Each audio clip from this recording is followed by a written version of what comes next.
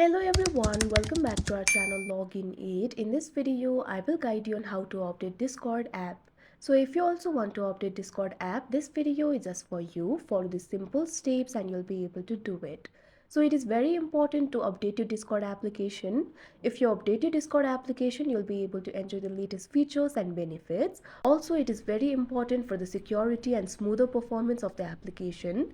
So if you also want to update the Discord app, for that, first of all, what you have to do is launch open Play Store on your device. You can see over here Play Store has been opened. At bottom you'll be able to find several options over here.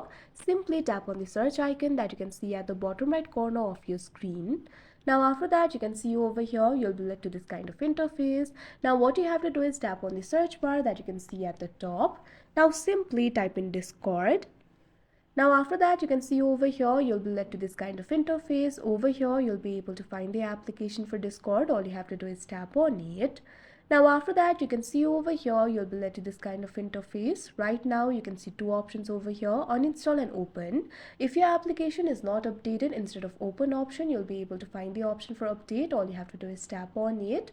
After that your application will be updated.